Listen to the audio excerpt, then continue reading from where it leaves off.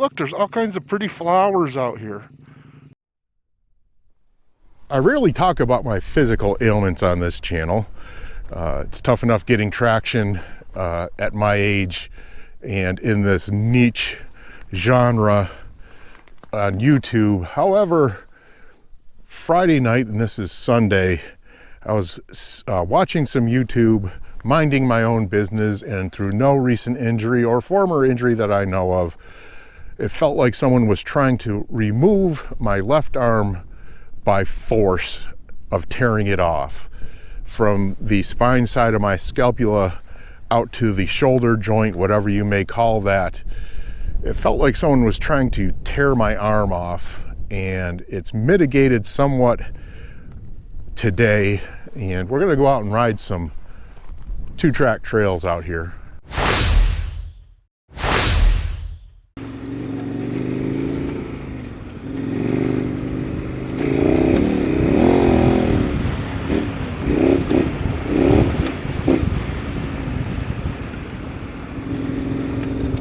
Well, that was far too long messing around with cameras. Cut into my riding day. But we'll make the best of it. I don't mean to sound like a Wendy whiner. I am out riding anyway.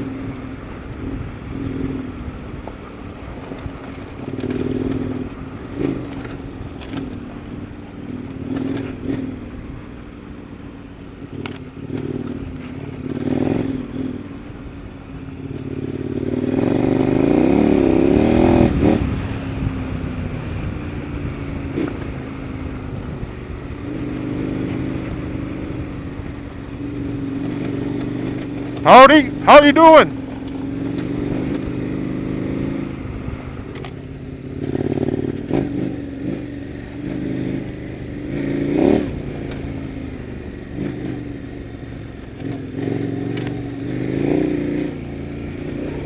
We'll see how these trails are going to do. We've had quite a few storms come through. It's been some time since I've been out here also.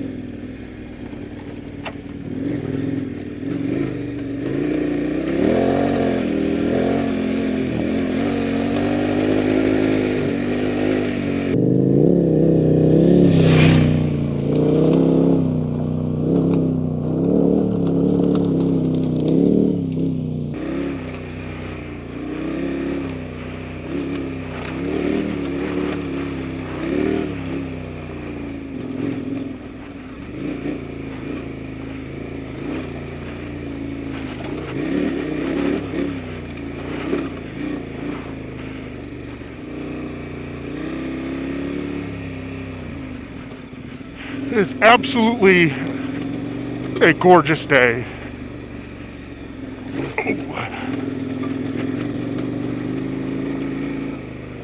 It is 62 degrees.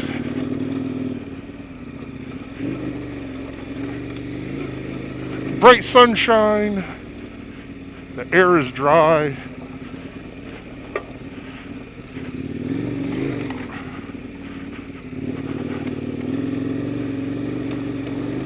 The spring flowers are out. Just an awesome day to be out perusing the desert environs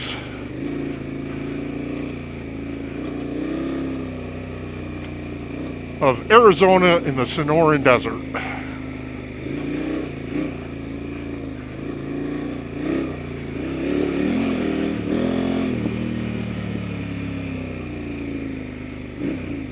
Now look at this right here.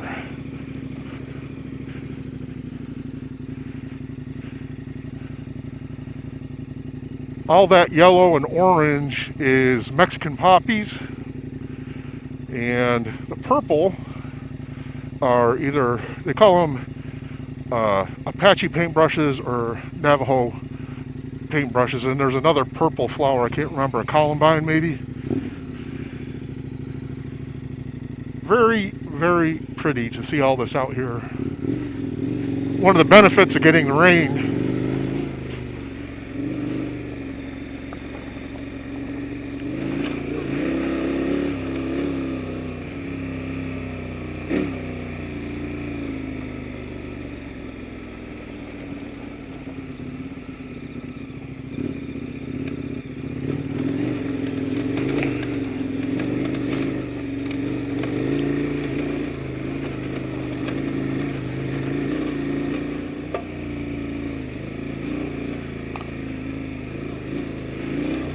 Riding on pavement,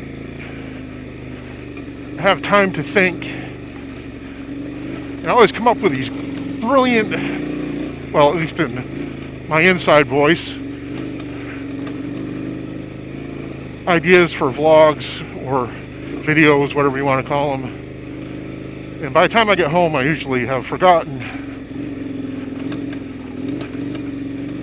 9/10 of what I was thinking about.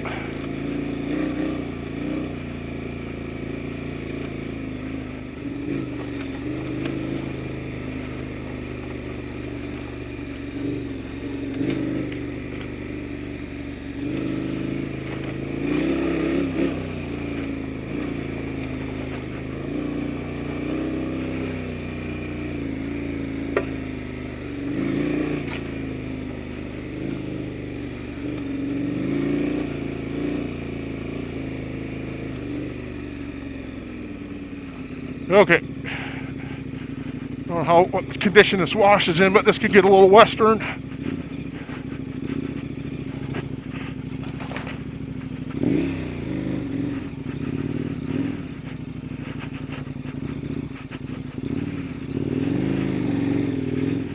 Oh, that wasn't too bad. I just took my eye out with a stick.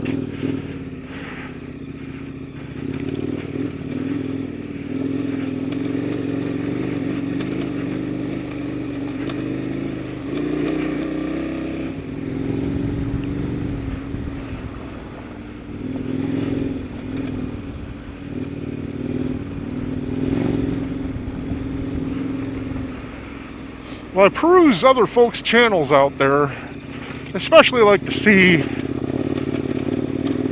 new channels, and that's where I'm at. I like to see raw content from folks.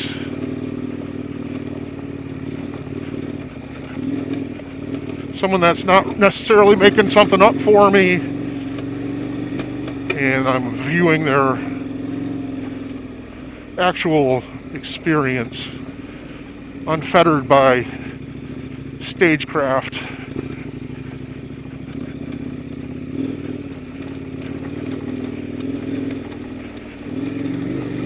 And some of the folks are brand new riders, some are, I've been admonished not to use a certain statement about folks. So I will say older riders either coming back to the sport after several decades or wanting to enjoy the sport late in life, and there's nothing wrong with that. However, I'd like to add some tips, some clarifications, and I may do some videos like that, because I'm seeing some younger riders getting into this and not completely understanding what some of the more advanced riding folks with terminologies, and I'm not a expert rider.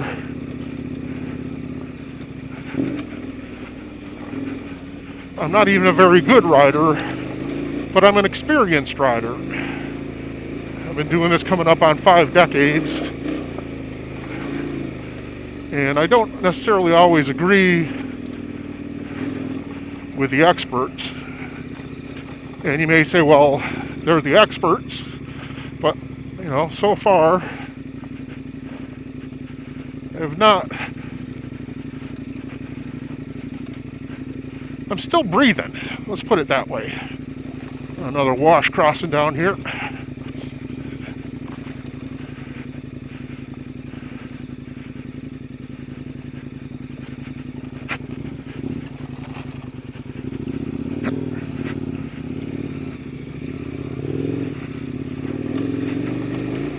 There we go.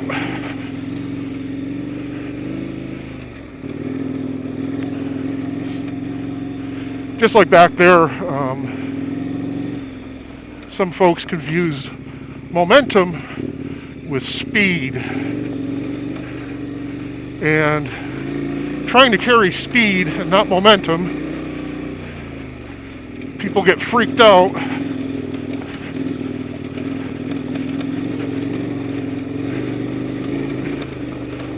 And drop their bike, drop it on top of themselves, break their bike, so on and so forth. And just understanding that a little bit can bring you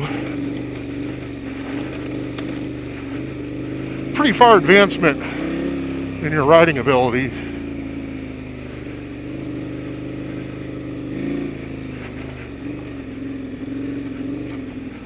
We want to go straight.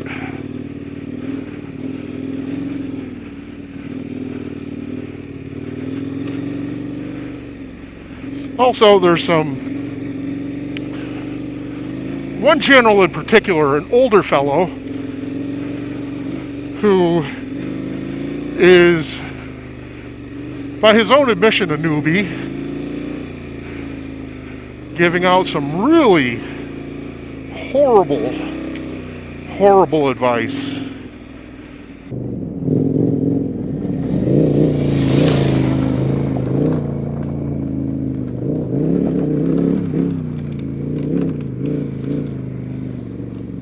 I mean, the title of his channel is about being older. And well, I don't put negative comments on people's channels. I don't necessarily critique in comments. I don't think that's productive. People usually take it the wrong way. However, I think some good information needs to go out there and warnings about that. You know, some of the things, I know there's products out there, but I know some folks who don't have the ability to pick up their bikes are looking at devices manufactured and improvised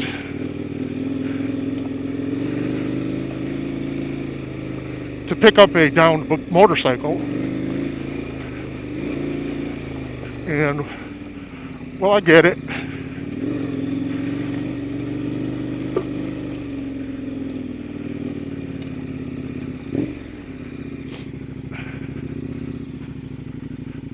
I don't think putting ratchet straps around your neck and shoulder are necessarily a good idea, especially if you're alone by yourself. Obviously, you wouldn't need them unless you were alone by yourself, I'm assuming. But if that bike goes the wrong way, the load shifts.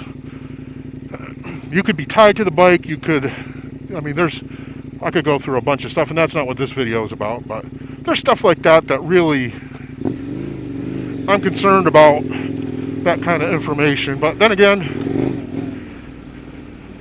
you never know what a video is going to do as far as the algorithms and if it's even worth making. I know folks will watch it, but I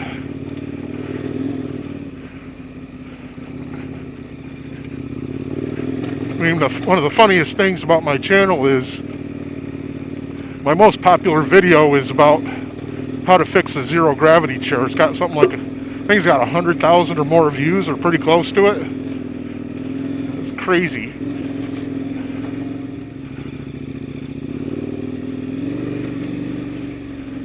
Wow, spring has definitely sprung. Look at all the poppies up there. These little yellow flowers.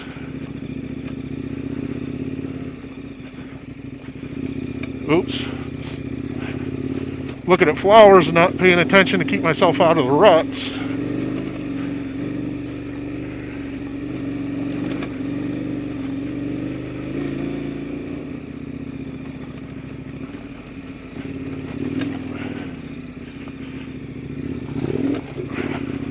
Some pretty nasty arroyos. Just cut right through the trail.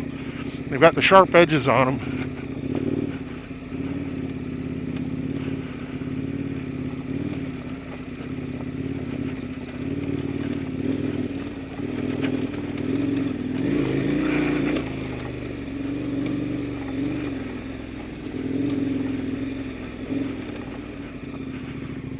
Let's see, another wash here.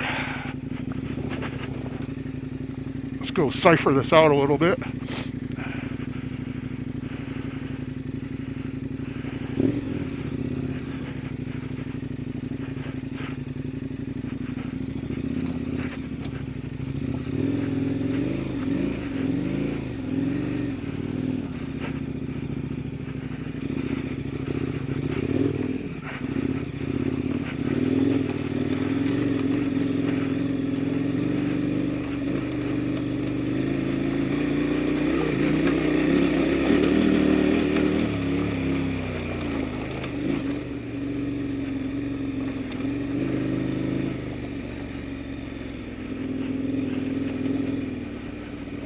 One of the things that makes several of the things that make an action camera so good, take away from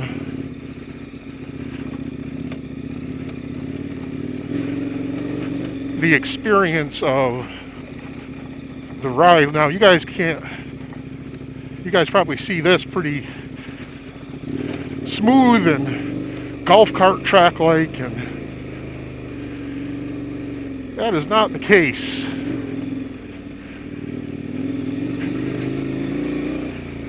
The 170 degree, I guess you call it fisheye lens,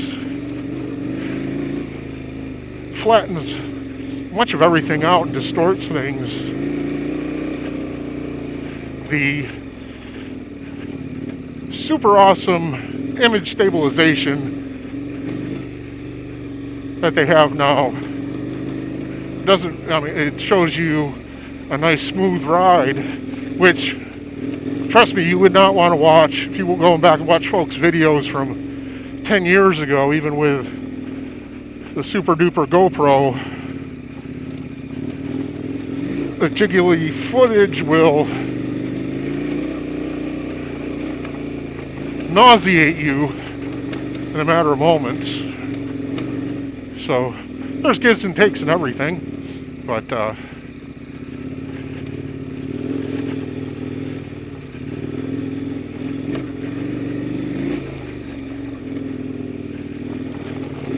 experiencing things in real person is paramount. But if you can't, YouTube videos are a good placebo, if you will. We're coming to the end of this wicked awesome 2-track. We're going to take a turn onto a main road up here, and I'm hoping the main road is still open. The last time I was up here a few years ago, parts of the road had almost completely washed out.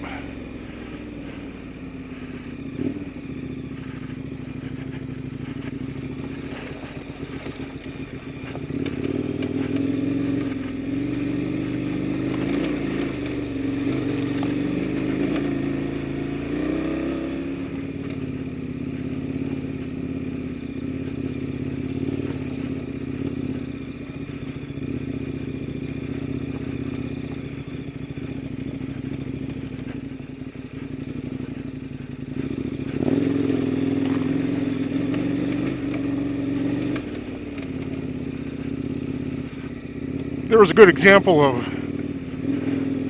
carrying momentum versus what speed is. I was going very slow. I was probably in the single digits, but coming through those fist-sized rocks and sand, you've got different elements of traction and some negative traction in the rocks, and then the transition from the wash back up to the trail, there was a hump there and then a rocky uphill, and I carried slow speed through all of that, but I maintained forward movement, and a lot of that is practice, being fluid with your throttle control, sometimes feathering the clutch, and maintaining traction.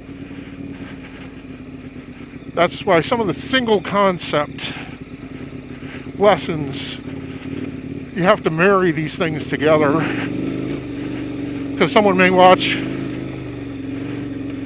video on clutch control, someone may watch a video on sand, and then someone may watch a video on momentum. When all these things have to be put together, you can't actually do one of those to get you through that situation.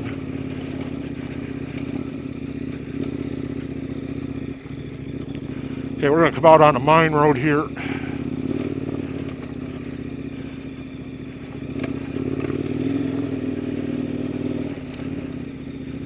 I got a kick out of a video the other day. Sorry if it's a little windy, but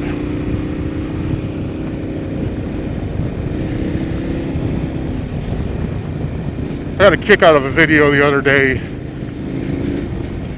and it was supposedly this, and I don't mean to pick on people, this guy giving advice on riding and all that kind of thing, and one of the statements he said, and he was riding around the road not much different than this, and I don't remember if he was in the context of adventure riders, dirt bike riders, dual sport riders, something like that. That they don't like gravel roads. Gravel roads is part of the experience, and if you don't learn how to ride them, you're going to lose that part of the experience. And plus, you've got to ride some gravel roads to get to some trails, right?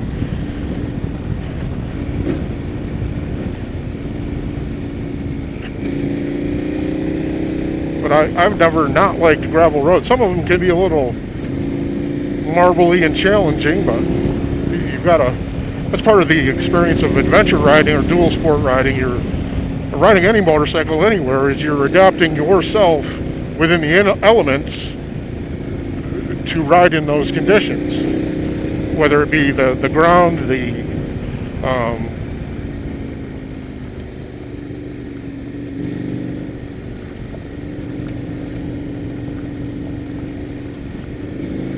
guys using signals, that's awesome. But the weather, hot, cold,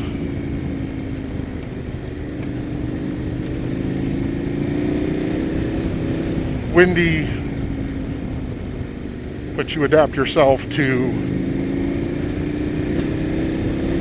those conditions. I mean, you're riding in the elements for the most part.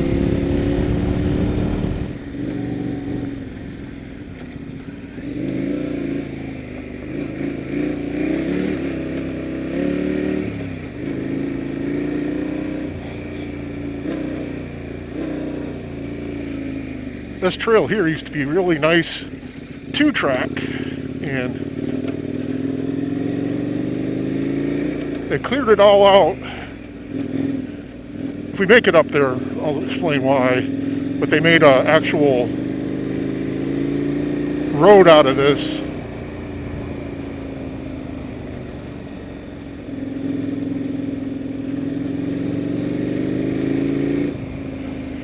Which it was a road like this back in the day, I'm sure, but it had transitioned itself to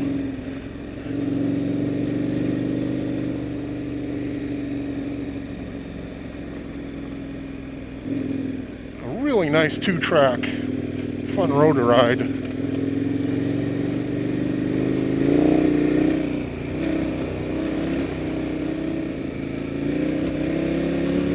But it is kind of flowy and fun.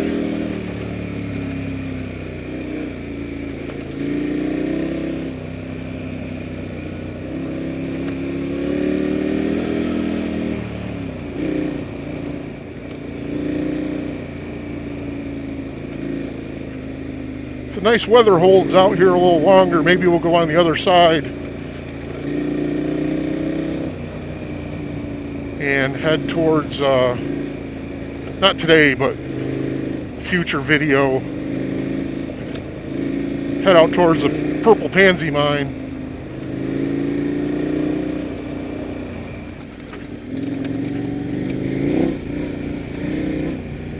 Big old stock pen and a windmill over there. Probably an aero motor out of Chicago.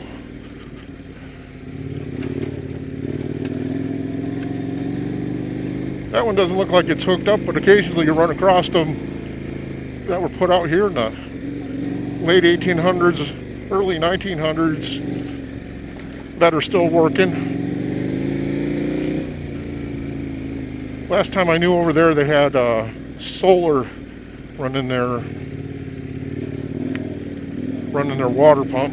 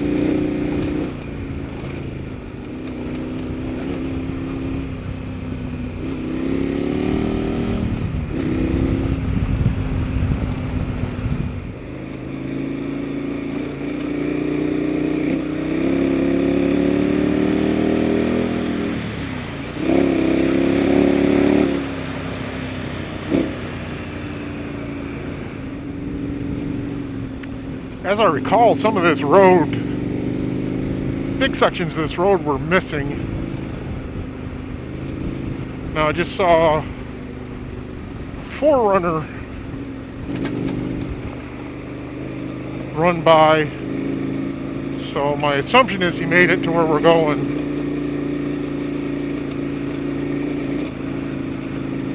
And was on his way back. He didn't flag me down or nothing.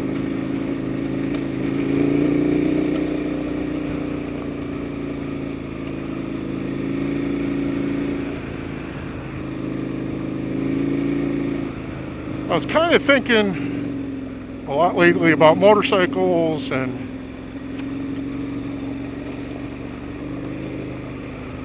what my future plans are for them. I don't really wish, want, desire, or have a dream bike or anything like that. But I did flirt with the idea of, there was a YZ250X, so it's the trail version of the 2-stroke Yamaha YZ250.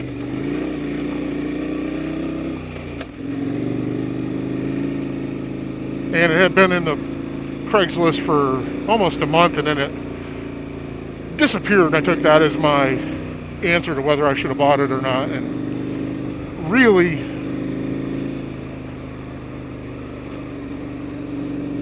it was good choice.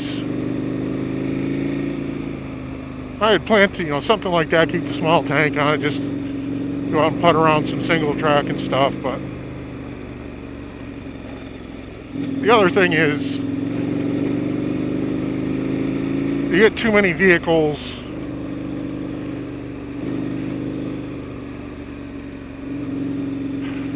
like I spent most of yesterday trying to figure out the misfire issue with my truck.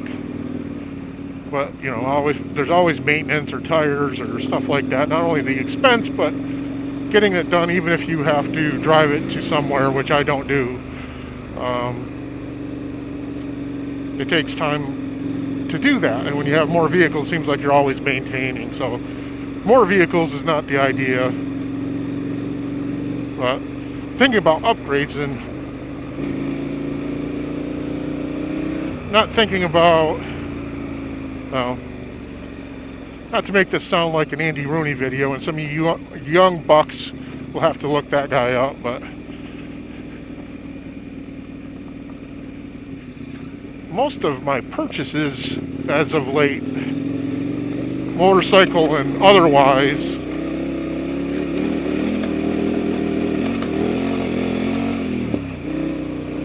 have been less than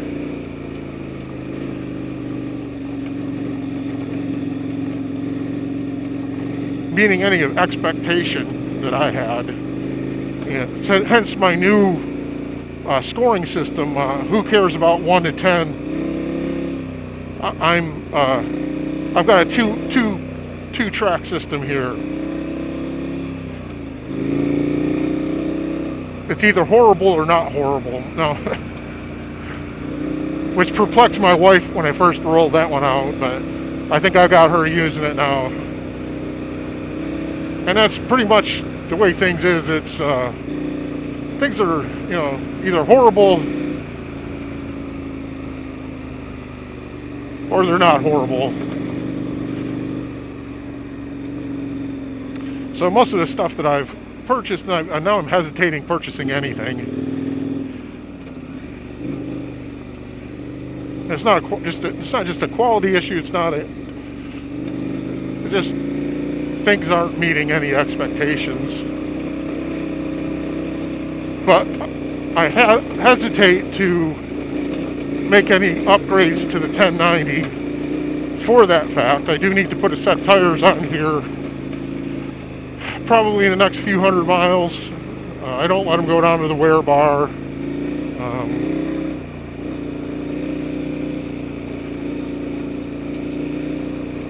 But finding a front tire TKC 8021 for this thing has been a little bit of a challenge. And they're stinking expensive. Rear tire for this, a Motoz Adventure Tractionator or whatever it is it's like $300. But anyway, I have to do those things.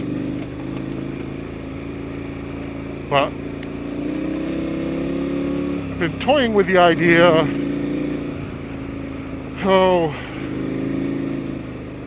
of going down to a 690.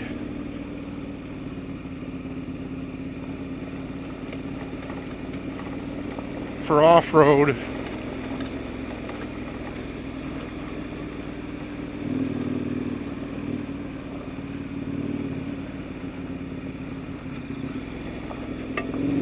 And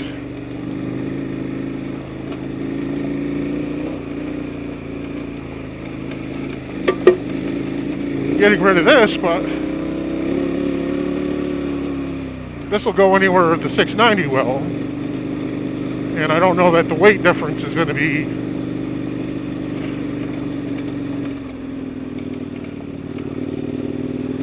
all that glaringly different.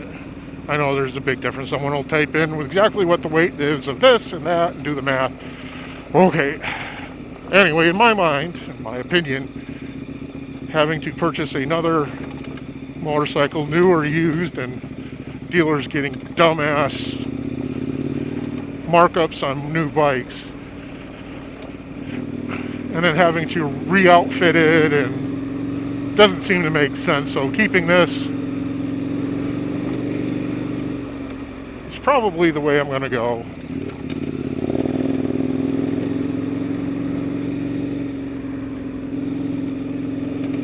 But same tires. Looks like the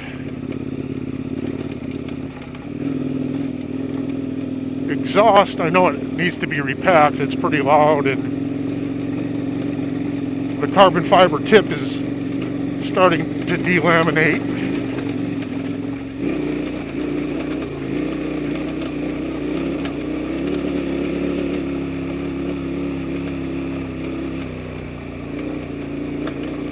So purchasing another exhaust maybe in my future. I really don't want to do that. Those are on the pricey side too. But I don't think a Aero or anything like that would be, I mean, those are $1,000 and I don't think they last any longer. So I probably would just buy another one of these. It's a fuel for I think $400 or something. But skid plate, I haven't been happy with Outback Motor Tech. It's on its third set of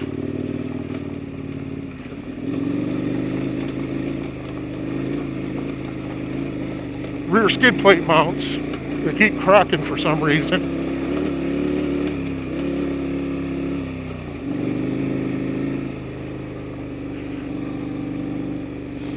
So I need to do that.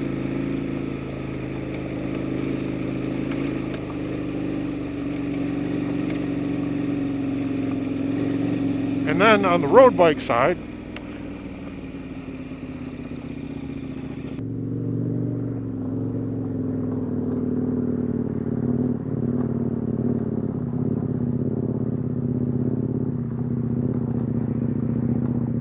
I'll finish that thought afterwards.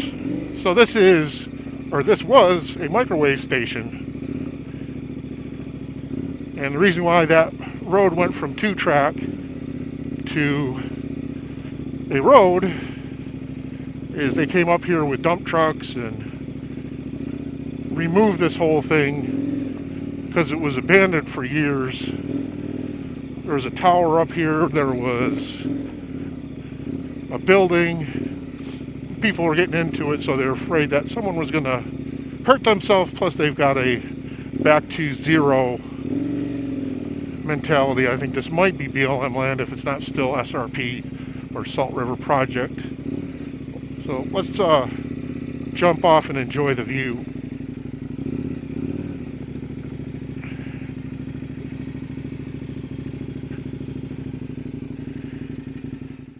I don't know if you can see it. The reason why I'm sniffly is all that yellow stuff is pollen. It's all over the mirrors in the bike and me. And apparently I now have allergies. So why would you come up here if they tore down the microwave station? And that was kind of the draw. Well, that wasn't necessarily the draw. It was this gorgeous view. So as you look across here, these are the Bighorn Mountains. And there's a trail that we'll do at some point in time that goes right along the north side of these, between us and that large mountain over there is Eagle Eye Road. So you take this across Eagle Eye Road, and then you can head up that mountain. And that large mountain out there that's Harquahala Peak.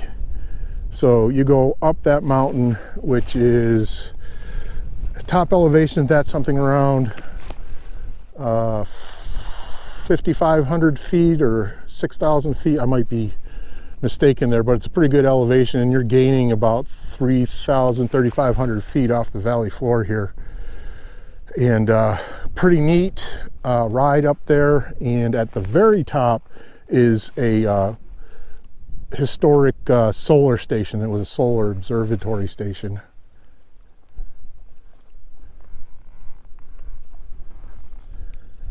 At some point in time, I want to take this trail. I don't know if you can see it very well or not. It's a very unused or disused trail, as our English friends call it. And it's actually, there's grass on it, which is unusual, but with the rain we've gotten. Anyway, I think I'd like to take the side-by-side down there because I don't know really where it goes to once you get down to the bottom. But I'd like to take that trail down and reconnoiter out where that goes. But there's plenty of riding out here, and this is just gorgeous. Just a gorgeous view. Too bad it wasn't a little bit clearer. This is the view back from the way we came. Almost equally as pleasant. That's the road that we came up on. It's Microwave Station Road, obviously. It's named for the microwave station here. Well, for those of you that are looking for a shoulder update, it's doing about as well as when I left the house. So, I mean, I could have stayed home and nursed it or whatever. I don't think it would have done me any good. I don't think this is doing me any worse. So at least I'm out enjoying the day and getting to see some beautiful sights and enjoy this absolutely gorgeous weather. Well, we're going to jump back on the bike here and head on out.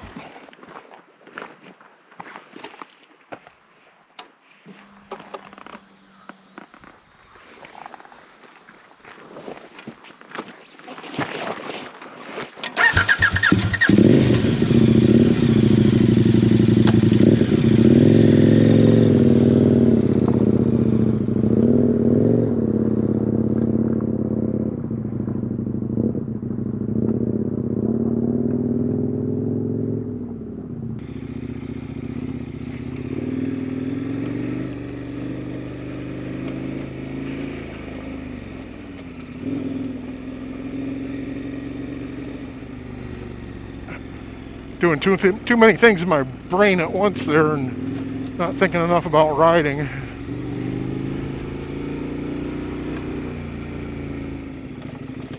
This downhill always gets really rocky. Before they came and redid the road, there was like not just baby head size rocks, like full on adult size noggins all over the place.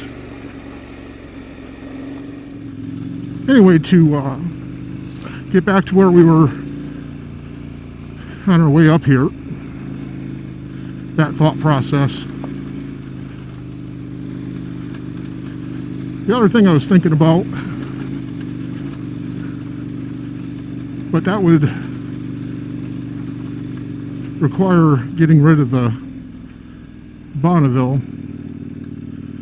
which I really have enjoyed. That bike. It's just an easy bike to jump on and ride.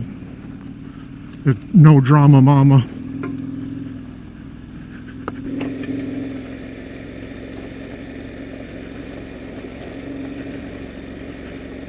But I was thinking about,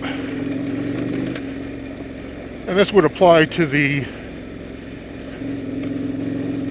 thought process behind the 1090 also, is I was thinking about purchasing a Husqvarna Svartpillen or Vitpillen, the 400 sized motorcycle.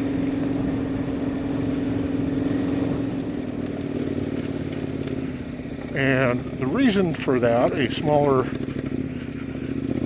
of either size, is I could, without having to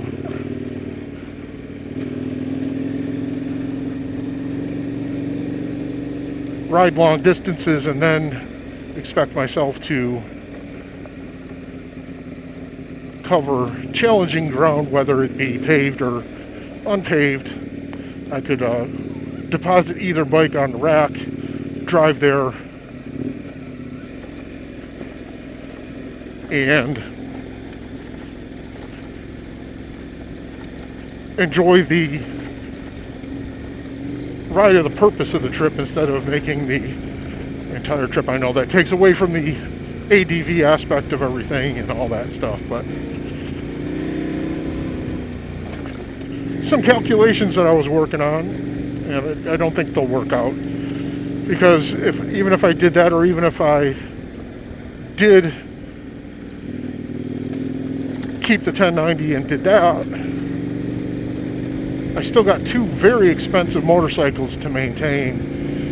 And I know everybody can get the whole oil change done for 15 bucks or something. Every time I mention how much it cost me to change the oil in the 1090, I get a bunch of comments on how cheap it actually is. But I use what's recommended, Motor-X, and I buy the kit to do the oil change. And I use KTM filter, except for I do them intermediately, not to get into a whole maintenance deal, but this bike requires maintenance every 9,000 or so miles, and I do it at 4,500 intervals. So the intermediate change, I'll use K&N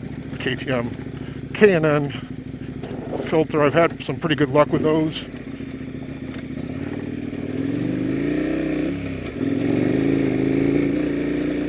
On different bikes, so I'll do that, and I'll just change the oil and the paper filter and blow out the screens at that point. Service the air filter and stuff. But anyway, that's a whole mental off ramp that we didn't need to take. But I would have two very expensive motorcycles just to do oil changes on, where I have this one, and then I have the Triumph, which takes regular, not terribly expensive, like $8 a quart oil and $20 filter. So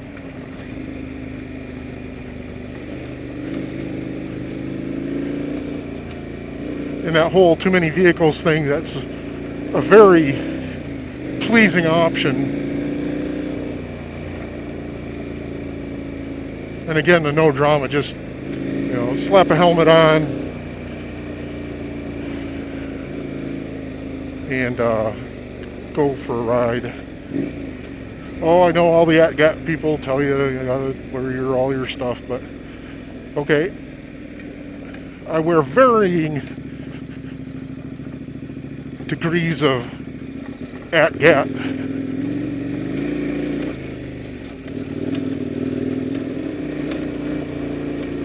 On the Triumph.